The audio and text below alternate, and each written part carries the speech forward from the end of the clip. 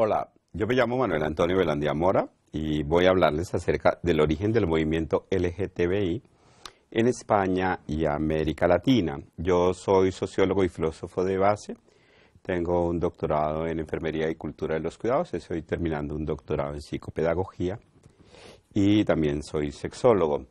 Yo soy un hombre homosexual, soy cofundador del movimiento homosexual en Colombia. Empecé a trabajar en el tema en 1976. También ayudé a escribir el primer proyecto de ley de parejas del mismo sexo en nuestro país. Y por las condiciones políticas y la discriminación por orientación sexual, me vi obligado a ser un refugiado político en España y ahora soy asilado, siendo el primer caso de asilo por orientación sexual que se concede en España. En la primera parte de esta presentación quiero hablar acerca del origen del movimiento LGTBI. Los orígenes del movimiento tienen que ver con los orígenes de la discriminación. Entonces, primero trataremos de entender en dónde es que se origina la discriminación. Y como un resumen muy general, diríamos que la discriminación se origina en el concepto de normalidad, de enfermedad y en el concepto del deber ser. Los movimientos surgen a partir de construcciones identitarias que se convierten en liderazgos que motivan la creación de organizaciones sociales, culturales y o políticas, porque muchos de los movimientos que tienen que ver con las sexualidades pues reúnen varios elementos en sí mismos y no son eminentemente de contenido sexual. En esta gráfica que habla acerca de un concepto de la posmodernidad, del pensamiento complejo, que es la bifurcación, lo que quiero mostrar rápidamente es que hay una serie de situaciones que cambian la vida cotidiana de las personas, pero cambian también la cultura y cambian la sociedad. Y ese tipo de situaciones, desde la teoría de la psicogénesis, no son propias de un lugar, sino que se dan en todas las culturas, pero partiendo del desarrollo económico, social y político, digamos, que se dan en diferentes momentos. Sin embargo, hay una cosa bastante interesante en la creación de los movimientos que tienen que ver con las sexualidades, y es que son movimientos que se dan de manera simultánea en diferentes lugares del mundo sin que haya como un acuerdo previo para que ello suceda. Entonces, partimos también de una idea de que esto sucede en una sociedad, en un espacio-tiempo específico, aun cuando ese espacio-tiempo o ese tiempo sea muy similar a lo que sucede en otros lugares del mundo. La discriminación, entonces, tiene sus orígenes en tres tipos de planteamientos. Los planteamientos de orden religioso, los planteamientos de orden médico y los planteamientos de orden económico, político y cultural. A partir de eso emerge la exclusión de las personas en torno a su sexualidad. Digamos que a partir del tema religioso, entonces empiezan a surgir una serie de doctrinas que tienen que ver con el discurso del cuerpo y con el discurso de la sexualidad.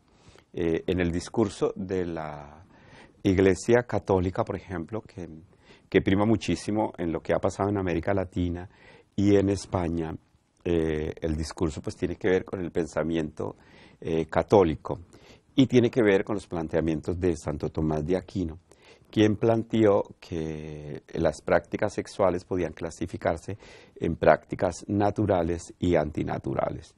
Y para él era antinatural todo aquello que no estaba orientado a la procreación, porque para él la procreación era un ejercicio de glorificación a Dios, es decir, que las prácticas orales, las prácticas anales, la masturbación, al no dejar la semilla en el vientre, como él lo afirmaba, pues eran prácticas antinaturales.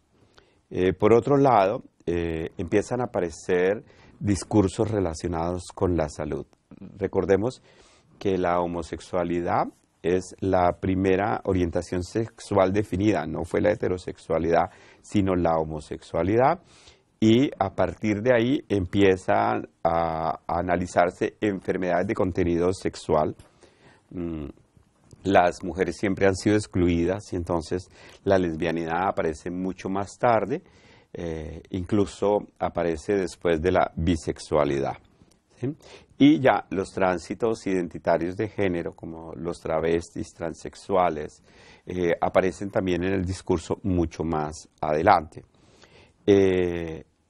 Empieza entonces a no solo darse un discurso de la sexualidad, sino a plantearse desde la salud que la sexualidad puede presentar situaciones relacionadas con la enfermedad de carácter mental, y entonces hay una clasificación de las enfermedades de carácter mental, donde una de ellas es la homosexualidad.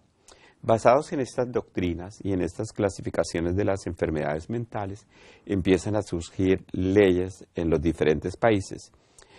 Leyes que prohíben la homosexualidad, que incluso llevan a la pena de muerte por su ejercicio o a penas de cadena perpetua. Aún en este momento las leyes son tan fuertes que hay 82 países en el mundo en que la homosexualidad sigue contemplada como delito, pero en algunos de esos países, por ejemplo, no se tiene en cuenta la lesbianidad. Porque aún en la discriminación, digamos, son excluidas las mujeres.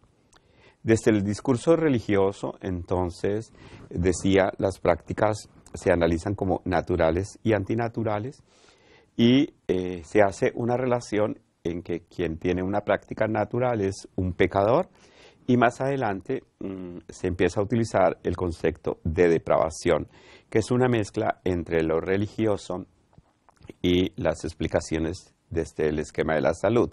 Ya desde la salud, entonces se habla de la orientación sexual como una patología. Ya decíamos que se presenta como un desorden mental y empieza a aparecer un concepto, que es el concepto de normalidad, que es un concepto sacado de la química aplicada a los laboratorios. Es decir, cuando se toma una muestra para saber si hay un microorganismo, digamos que hay un intervalo de variación donde lo que sucede es normal, pero si hay variaciones hacia arriba o hacia abajo, se habla de anormalidad. Entonces, digamos que en el concepto de normalidad, dos hombres pueden tener demostraciones de afecto si están borrachos. Si están en sano juicio, ya no entra en el concepto de normalidad y entonces empieza a contemplarse como práctica anormal. Y desde el discurso de las leyes, entonces, esto conduce a que las personas, por un lado, tengan conciencia de sí, tengan más conciencia de su orientación sexual, de su identidad de género, de su identidad corporal, y que las personas tengan desarrollos en su proceso de construcción identitaria. Desde ese planteamiento religioso, entonces las personas se les sugiere confesarse para ser perdonadas por sus pecados. Se sataniza, es decir, incluso algunas iglesias plantean que es el demonio de la homosexualidad que ha invadido a las personas, y existe una negación identitaria. Por ejemplo, en el catecismo católico se supone que las personas pueden ser homosexuales, pero que no pueden ejercer, es decir, que pueden decir que son homosexuales, pero no tener prácticas genitales con otros hombres. En el planteamiento de la salud, entonces se piensa ya en tratamiento que tiene que ver con la medicalización de la sexualidad, y se llega a los extremos de la lobotomía, que en algunos casos implica choques eléctricos en los testículos, por ejemplo, para las personas que presentan cierto grado de excitación cuando ven imágenes de personas del mismo sexo que les resultan atractivas. Por el otro lado, entonces, las personas avanzan en el discurso de los derechos humanos y empiezan a pensarse ya sujetos de derechos, ciudadanos, y sujetos políticos. Este discurso avanza hasta que algunas personas empezamos a trabajar el hecho de que se entiendan los derechos sexuales como derechos humanos.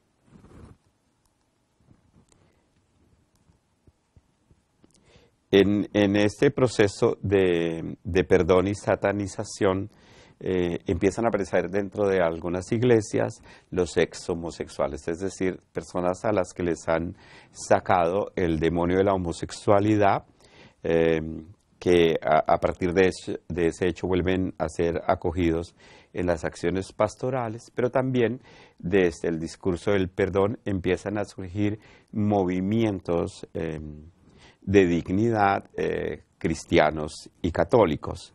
Por otro lado, decíamos que dentro del planteamiento de la salud ya no solo se habla de curación, sino que empieza a analizarse que la orientación sexual no es una enfermedad, y estos discursos empiezan a avanzarse también, pero en otras orientaciones sexuales como la lesbianidad, pero ha sido mucho más difícil, por ejemplo, que las sociedades acepten la bisexualidad. Por ejemplo, se ha avanzado también en la construcción de los tránsitos identitarios de género, pero, por ejemplo, para las personas transexuales deben ser declaradas enfermas para que tengan acceso a sus derechos plenos en salud, como por ejemplo la medicación con hormonas o para tratamientos quirúrgicos. Otros discursos que han avanzado en torno a la identidad entonces fueron los discursos del género, posteriormente discursos de géneros, porque ya no solo se habló de la feminidad, sino también de las masculinidades, de los movimientos sociales, y empieza a aparecer otro tema que es bastante importante, que es el tema del SIDA, donde hay una relación de esta enfermedad con la homosexualidad. ¿Sí? Digamos que en este momento parte de la lucha va hacia el tema de la despatologización. Las respuestas identitarias pues tienen también su proceso de construcción, y digamos que las personas pueden tener diferentes niveles de aceptación de sí mismo, pero digamos que hay un modelo que no está escrito en ninguna parte, pero que nos dice cómo debe ser la orientación sexual, que llamaríamos el modelo del deber ser. Las personas construyen para sí un querer ser, es decir, como una manera de vivir su cuerpo, de vivir su género, su orientación sexual, su sexualidad en general, pero no todas las personas pueden vivir ese querer ser, porque dadas las condiciones sociales, políticas, económicas, familiares, afectivas, pues se ven obligados a estar siendo en unas partes más cercanos a su querer ser y en otros momentos mucho más cercanos al deber ser.